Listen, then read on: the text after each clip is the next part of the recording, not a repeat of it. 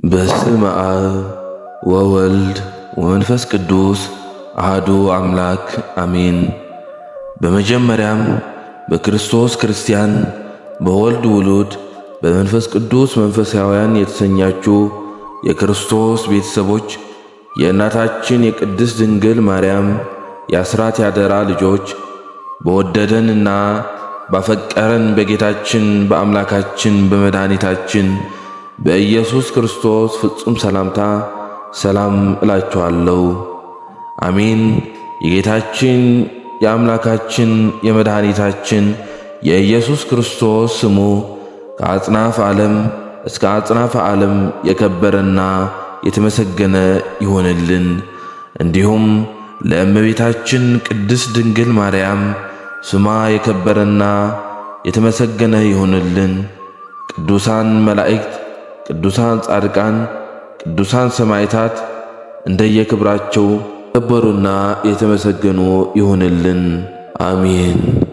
ክቡራን የዲያቆን አቤል ፍሬው የዩቲዩብ ቻናል ተከታታዮች በሀገር ውጭም ከሀገር ውስጥም ያላችሁ ኦርቶዶክሳውያን በየቀኑ አዳዲስ የሚያስተምሩም ቁም ነገር አዘል የሆኑ ቪዲዮዎች ስለምንለቅ ላይክ፣ ሼር፣ ሰብስክራይብ በማድረግ እንድታበረታቱን በትህትና እንጠይቃለን። መስቀል የሚለው ቃል ሰቀለ ከሚል ግዕዝ ሥርወ ቃል የወጣ ሲሆን መስቀያ ማለት ነው። አይሁድ ጌታ አሌ ለክሙ ጸሐፍት ወፈሪሳውያን መደልዋን እያለ በግብራቸው ቢዘልፋቸው ጸልተው ተመቅኝተው በመስቀል ሰቅለውታል። በልማደ ኦሪት ነፍሰ ገዳዩ ቀማኛውን ይሰቅሉበት ነበርና አላዊ ሕግ ለማለት ነው። ኋላም መስቀሉ ተአምራት የሚያደርግ ቢሆን አይሁድ ለምቀኝነት አያርፉምና ኦሪት ኢትቅትል ብእሴ ጻድቀ ያለችውን ተላልፈው ጻድቁን ገደሉት ይሉናል ብለው ጉድጓድ አስምሰው ቀበሩት። ቆፍረውም እንዳይወጣ ጎድፍ ሲያስጥሉበት ኖረዋል። ከ200 ዘመን በኋላ የንጉሡ የቆስጠንጢኖስ እናት እሌኒ ብፅዓት ገብታ ብፅዋታ ደርሶላት ተምኔቷን ለመፈጸም 319 ዓመተ ምህረት ኢየሩሳሌም ወረደች። ዘመኑ ርቆ ነበር። የሚያውቅላት አጥታ ኪራኮስ የሚባል አረጋዊን ጨው የበዛበት ምግብ አብልታ ውሃ ከልክላው ለውሃ ሲል በወል ለይቼ ባላውቀውም አባቶቻችን ከእኒህ 3 ኮረብታዎች አንዱ ነው ይሉ ነበር ብሎ አመለከታት። ካህናቱን ሰብስባ ደመራ አስደምራ ዕጣን ብታ ቄስበት ረገደ ጢስ በጎልጎታ ይላል። ጢሱ ወደ ሰማይ ወጥቶ መስቀሉ ካለበት አረፈ።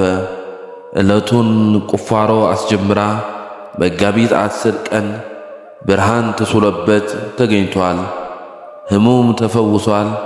እውር አብርቷል። በቦታው ላይ ለትንሣኤው መታሰቢያ ታላቅ ቤተ ክርስቲያን ታንጻበታለች። ጊዜው ወርሃ ጾም ነበርና በጾም ምክንያት በዓል ማድረግ ስላልቻሉ ቦታው በተገኘበት ቁፋሮ በተጀመረበት በዚህ ዕለት በዓል እንዲደረግ ሥርዓት ሰርተዋል። ከጊዜያት ባንዱ ምዕመናን አጎበር ጥለው ተሰባስበው ሲያከብሩ ይስሐቅ የሚባል ሳምራዊ አምላካችሁ ይህን ጽዩ ውሃ ጹሪ ቢያደርገው ባመንሁ ነበር አለ። አጋቢስ የተባለ ካህን ጸልዮ ጹሪ አድርጎት ምዕመናን ጣፍጧቸው ጠጥተውታል።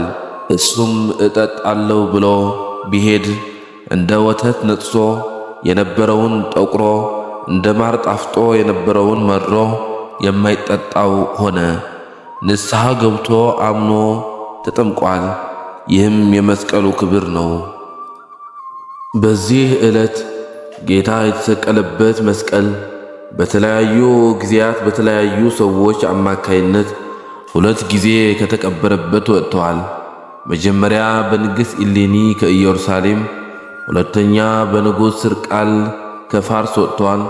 ወዛቲ ዕለት እንበለ ይእዱ ጄሰመ መስቀል ተረክበ እምዘተ ህብአ ወገብረ ሰላመ በኢየሩሳሌም ቅድመ ወፋርስ ዳግመ እንዲል አርኬ። የኢየሩሳሌም በክፍል 1 መጽሐፍ በገጽ 32 ተጽፏል። የፋርስ ግን እነሆ መሳፍንተ ፋርስ ግብፅ ዘምተው ድል ነስተው ሲመለሱ ከመካከላቸው አንዱ ኢየሩሳሌም ወርጄ አይሁድን ማርኬ እመጣለሁ ብሎ እግረ መንገዱን ወደ ኢየሩሳሌም ወርዶ አይሁድን ማርኮ ሲመለስ ንግሥት ኢሌኒ በጎልጎታ ካሰራችው ቤተ መቅደስ ቢገባ መስቀሉን እንደ ፀሐይ ሲያበራ አገኘው። ቢይዘው አቃጠለው። ከዚህ በኋላ ሁለቱን ዲያቆናት አሸክሞ ሌላውንም ንዋየ ቅዱሳት ዘርፎ ወደ ሀገሩ ተመለሰ። የሮሙ ንጉሥ ሕርቃል ይህም በሰማ ጊዜ እጅግ አዘነ። ግብር ገብቶ ቀኖና ይዞ አንድ ሱባኤ ሲፈጸም ፈቃደ እግዚአብሔር መሆኑ ተረድቶ በአዋጅ ዘምቶ ድል ነሳው። መስቀሉም ያለበት ጠፍቶት ሲቸገር ሲቀብር ዲያቆናቱን ሲገድል በመስኮት ሆና ያየች ከኢየሩሳሌም የተማረከች አንዲት ብላቴና አሳይታው አውጥቶ በልብሰ መንግሥቱ ጠቅልሎ ወደ ቁስጥንጥንያ ወስዶታል። መስቀል በአብዛኞቹ የሕዝበ ክርስትና ተከታዮች ዘንድ ኢየሱስ ክርስቶስ የተሰቀለበት ማሰሪያ መስቀል ተብሎ ይጠራል።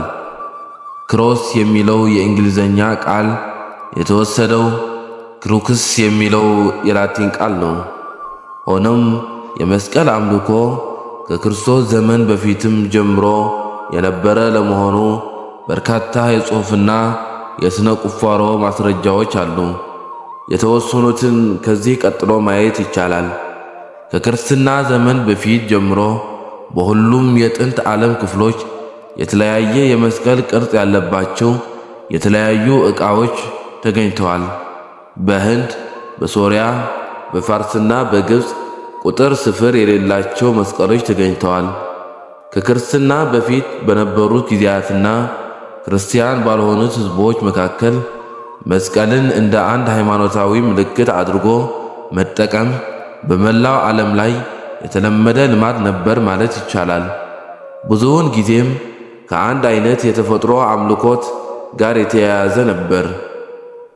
ሁለት እንጨት የተጋጠሙበት የመስቀል ቅርጽ የመጣው ከጥንታዋ ከላውዲዮን ሲሆን በዚያ አገርና እንደ ግብፅ በመሳሰሉት የአካባቢው አገሮች ተሙዝ የተባለው ለጣዖት አምላክ ታው የተባለውን የምስጢራዊ ስሙ የመጀመሪያ ፊደል ቅርጽ የያዘ ስለሆነ እንደ ምልክት ሆኖ ያገለግል ነበር።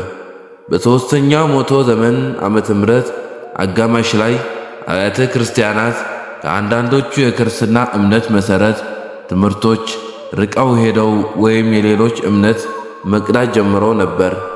የከሃዲውን ሃይማኖታዊ ሥርዓት ክብር ለመጨመር አረማውያን ምንም የእምነት ለውጥ ሳያደርጉ የቀድሞ እምነታቸውን ከነምልክቶቻቸው እንደያዙ የቤተ ክርስቲያን አባሎች እንዲሆኑ ተፈቀደላቸው።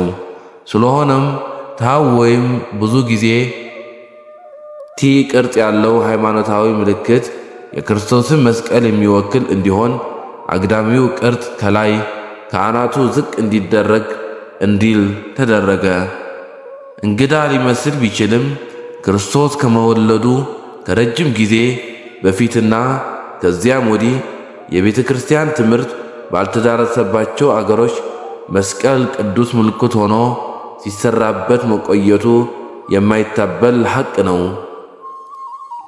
የግብፅ ካህናትና የሃይማኖት መሪዎች ነን ይሉ የነበሩት ነገሥታት የፀሐይ አምላክ ካህናት ስለነበሩ የሥልጣናቸው ምልክት አድርገው በብዙ ቦታዎች ልዩ ልዩ ቅርጽ ያላቸው የመስቀል ስዕሎች በግብፅ ሐውልቶችና መቃብሮች ላይ ተገኝተዋል። በብዙ ምሁራን ዘንድ እነዚህ የመስቀል ቅርጽ ያላቸው ምስሎች የወንድ ብልት ወይም የግብረ ሥጋ ግንኙነትን የሚያመለክቱ ምስሎች እንደሆኑ ይገመታሉ። በግብፅ አገር በሚገኙ መቃብሮች ክሩክስ አንሳታ ክብ ቅርጽት ያለበት ወይም ከአናቱ ላይ መያዣ ያለው መስቀል ከወንድ ብልት ቅርጽ ጋር ጎን ለጎን ተገኝቷል። ኤ ሾርት ሂስቶሪ ኦፍ ሴክስ ወርሺፕ የወሲብ አምልኮ አጭር ታሪክ። በተጨማሪ ክርስቲያናዊ ያልሆነ መስቀል። እነዚህ መስቀሎች ለባቢሎን የፀሐይ አምላክ ምልክት ሆነው ያገለግሉ ሲሆን ለመጀመሪያ ጊዜ የታዩት ከ100 እስከ 44 ከክርስቶስ ልደት በፊት የጁልየስ ቄሳር ዘመነ መንግሥት በተሰሩ ሳንቲሞች ላይ ነው። ከዚያ ቀጥሎ በ20 ከክርስቶስ ልደት በፊት የቄሳሩ ወራሽ በአውግስጦስ ዘመን በተሰሩ ሳንቲሞች ላይ ተስለዋል። በቆስጠንጢኖስ ዘመን በታተሙ ሳንቲሞች ላይ ብዙ ጊዜ ተደጋግሞ የታየው ምልክት ነው። ይኸውም ተመሳሳይ ምልክት በዙሪያው ያለው ክብ ሳይጨመርበት 4 እኩል ርዝመት ያላቸው ቀጥተኛና አግዳሚ መስመሮች እንዲኖሩት ተደርጎ አገልግሏል። ይህም የፀሐይ መሽከርከሪያ ተብሎ በተለይ ይከበር የነበረው ይህ ምልክት ነበር። ቆስጠንጢኖስ የፀሐይ አምላክ የተባለው ጣዖት ያመልክ እንደነበርና ከሮብ 100 ዘመን በኋላ ይህ መስቀል በሰማይ አይቻለው ብሎ እስከተናገረበት ጊዜ ድረስ ወደ ቤተ ክርስቲያን ገብቶ እንደማያውቅ መግለጽ አስፈላጊ ነው። በዓለ መስቀል በክርስትና ሃይማኖት ጌታችን ኢየሱስ ክርስቶስ በቀራንዮ የተሰቀለበት መስቀል በአይሁድ ከተቀበረበት ስፍራ መገኘቱን ማስታወሻ በዓል ሲሆን በምዕራብም ምስራቅም አብያተ ክርስቲያናት ይህንን መታሰቢያ መስከረም 3 ቀን ሲያከብሩት የኢትዮጵያ ኦርቶዶክስ ተዋሕዶ ቤተክርስቲያን ደግሞ በየዓመቱ መስከረም 17 ቀን ታከብራለች። መስከረም በአበባው ሰርግ በጭብጨባው ይታወቃል ይላሉ አበው። አንድም መስከረም ርዕሰ አውደ ዓመት የዘመን መለወጫ በመሆኑ ወርሃ አደይ ወወርሃ ጽጌ ተብለዋል። እናም ኢትዮጵያውያን በርዕሰ በዓልነት ታላቅ ማዕዘን ላይ ያስቀመጡት ወርሃ መስከረም ሃይማኖታዊና ባህላዊ በዓላትን አቅፏል። ከነዚህም ውስጥ ከእንቁጣጣሽ በዓል ቀጥሎ በሰፊው የሚታወቀው በዓለ መስቀል የተባለው ነው። መስቀል ምንም እንኳ በክርስትና ሃይማኖት ተከታዮች ዘንድ የራሱ የሆነ ትርጉም ያለው ቢሆንም ከሃይማኖታዊ ክንዋኔው ባሻገር ባህላዊ በሆነ ገጽታ የሚያከብሩት የህብረተሰብ ክፍሎች ቀላል የሚባሉ አይደሉም። ለምሳሌ በደቡብ ኢትዮጵያ የሚካሄዱት ልዩ ልዩ ዝግጅቶችና እሬቻ ተብሎ የሚታወቀው የኦሮሞ ሕዝብ በዓል በዋናነት የሚጠቀሱ ናቸው። ይህ ጽሑፍ የሚዳስሰው ግን የኢትዮጵያ ኦርቶዶክስ ተዋሕዶ ቤተክርስቲያን ምዕመናን ዘንድ በየዓመቱ መስከረም 17 ቀን ተከብሮ የሚውለውን በዓለ መስቀል ታሪካዊ ዳራ ለማስታወስና በዚህ ታሪካዊ በዓል ላይ የአንዳንድ ሊቃውንት አስተያየቶች መጠቋቋም ነው። ስለ መስቀል በዓል አከባበር መነሾ በጽሑፍና በቃል የተላለፉ መረጃዎች እንደሚነግሩን ኢየሱስ ክርስቶስ የተሰቀለበት መስቀል በተአምራዊነቱና በክርስቲያኖች ምልክት ከፍተኛ ክብር የተሰጠው በመሆኑ አይሁድ በቅንዓት ተነሳስተው ለ300 ዓመታት ያክል በቆሻሻ መጣያ ጥለውት ነበር። ይሁንና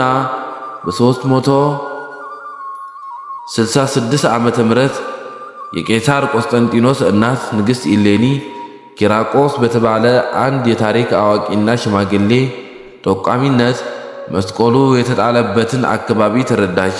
ከዚያን በኋላ ደመራ በእሳት አቃጥላ ዕጣን ባጨሰች ጊዜ የዕጣኑ ጢስ ወደ ላይ ከወጣ በኋላ ተመልሶ ያረፈበትን ስፍራ አስቆፍራ መስቀሉን አወጣች። ንግሥት ኢሌኒ በጭሱ ምልክትነት መስቀሉን ለማውጣት ለ7 ወራት ያህል ማስቆፈራ ማለትም መስከረም 17 ቀን አስጀምራ በመጋቢት 10 ቀን እንዳስወጣችው ይነገራል። ዛሬ በኦርቶዶክስ ምዕመናን ዘንድ ደመራ የሚደመረውም ይህንን ታሪክ ተከትሎ እንደሆነ የሊቃውንቱ ምስክርነት አለ። በነገራችን ላይ ስለ መስቀል በዓል ስናነሳ ከላይ እንደተገለጸው ሌሎችም አብያተ ክርስቲያናት ቢያከብሩትም በልዩ ክብርና ደማቅ ሁኔታ ግን የተሳበው በተዋሕዶ ኦርቶዶክስ ክርስቲያኖች ዘንድ ብቻ መሆኑን ማውሳት ያስፈልጋል። የፕሮቴስታንት እምነት ተከታዮች ወይም ክርስቲያኖች በኢየሱስ ተሰቅሎ መሞትና በመስቀሉ የማይረሳ ውለታ የሰው ልጅ ማዳኑን ቢያምኑም እንደ ኦርቶዶክስና ሌሎች ጥንታውያን አብያተ ክርስቲያናት ትውፊትን ስለማይቀበሉ የመስቀል በዓልን ሃይማኖታዊ በዓል አድርገው አይመለከቱትም። ወደ ተነሳንበት ነጥብ ስንመለስ ስለ መስቀል በዓል በአንዳንድ ሊቃውንት የተለያየ አስተያየት ሲሰነዘር ቆይተዋል። ከዚህ ውስጥ ቀደም ሲል እንደተጠቀሰው መስቀሉ ለማግኘት 7 ወራት ያህል እንደፈጀ ቢነገርም በአንዳንድ ሊቃውንት ሕሳቤ ደግሞ መስቀሉ የተገኘው መስከረም 17 ነው ሲሉ በአጽንዖት ይናገራሉ። ይሁንና አብዛኛው የቤተ ክርስቲያኗ ሊቃውንት ግን መስቀሉ የተገኘው በመጋቢት 10 ቀን ነው። ይህ ወር ግን የዐቢይ ጾም ወር በመሆኑ በዓሉ በመስከረም 17 ቀን እንዲሆን ሊቃውንቱ ተስማምተው አቆይተውናል ሲሉ የላይኛውን ሐሳብ ያፈርሳሉ። በኢትዮጵያችን ሌላው የጌታችንን መስቀል ልዩ ስፍራ እና ክብር የሚሰጠው ጉዳይ ደግሞ በ15ኛው መቶ ክፍለ ዘመን በአፄ ዳዊት ዘመነ መንግሥት ኢየሱስ ክርስቶስ በቀራንዮ የተሰቀለበት ቀኝ እጁ ያረፈበት ግማደ መስቀል ወደ ኢትዮጵያ መጥቶ መቀመጡ ነው። ስለዚህ መስቀል መምጣት የቤተ ክርስቲያኗ ጸሐፍት በተለያዩ ሰነዶቻቸው የተረኩ ሲሆን ንጉሡ አፄ ዳዊት ግማደ መስቀሉን አስመጥተው በኢትዮጵያ አድባራት ሁሉ በመዞር ሊያሳርፉበት ያልሞከሩበት ቦታ አልነበረም።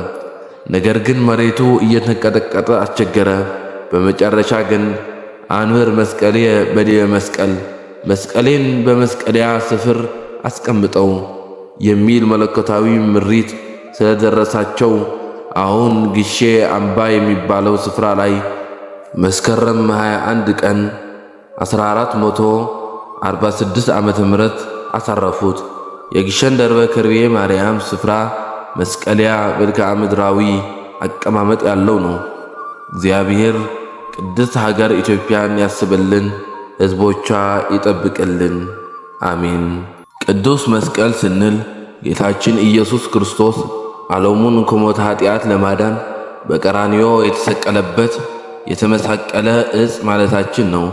ሊቃነ ካህናትና መስፍኑ ጲላጦስ በኢየሱስ ክርስቶስ ላይ በመስቀል ተሰቅሎ እንዲሞት በፈረዱበት ጊዜ ወታደሮቻቸው ጌታችንን መስቀሉን አሸክመው ወደ ቀራንዮ ወሰዱት። መስቀሉን እንደተሸከመ ወደ ቀራንዮ ወሰዱት እንዳለ ቅዱስ ዮሐንስ ወንጌላዊ። ጌታችን ኢየሱስ ክርስቶስ መስቀሉን ተሸክሞ ወደ ቀራንዮ ሲጓዝ እያጣደፉና እየገፉ ሲወስዱት እጅግ ደከመ። በዚህ ጊዜ ስምዖን የተባለ የቀሬናው ሰው ከገጠር ሲመጣ ይዘው ከኢየሱስ በኋላ የኢየሱስ መስቀል እንዲሸከም ጫኑበት። ከዚህም እንደገና ራሱ ጌታችን መስቀሉን ተሸክሞ ቀራንዮ ደረሰ። ከዚያ እንደደረሰ በመስቀል ሰቀሉት። በቀኙና በግራውም በኩል 2 ወንበዴዎችን ሰቀሉ። ጌታችን ኢየሱስ ክርስቶስ በመስቀል ላይ ሆኖ መከራ መስቀልን በመቀበል በዕለተ ዓርብ በ9 ሰዓት በፈቃዱ ስለኛ ሞተ። በ11 ሰዓት ገደማም ዮሴፍ ዘአርማስያስ ኒቆዲሞስ ከመስቀል አውርደው በአዲስ መቃብር ቀበሩት።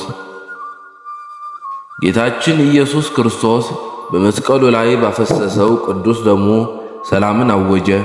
ሐዋርያው ቅዱስ ጳውሎስ ስለዚህ ታላቅ ምስጢር ሲናገር በመስቀሉ ደም ሰላምን አደረገ፣ በሰማያትም በምድርም ላሉት እርቅን ሰላምን አደረገላቸው ብለዋል።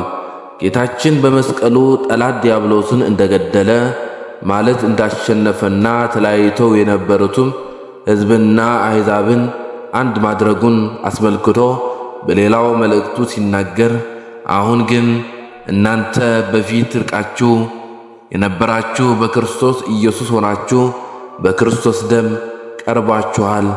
እርሱ ክርስቶስ ሰላማችን ነው።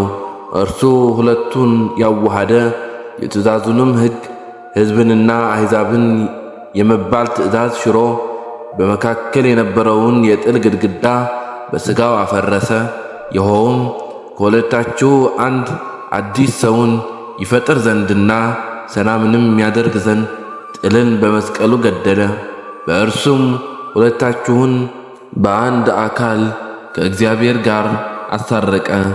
መጥቶም ርቃችሁ ለነበራችሁትና ቀርበው ለነበሩትም ሰላምን ሰጣቸው ማለት ነው። ከዚሁ በላይ እንደተመለከትነው ጌታችን ስለ ዓለሙ ቤዛ የተሰዋበት ቅዱስ መስቀል ክቡር ነው። ጠላት ዲያብሎስን ያሸነፈበት ቅዱስ መስቀል ክቡር ነው።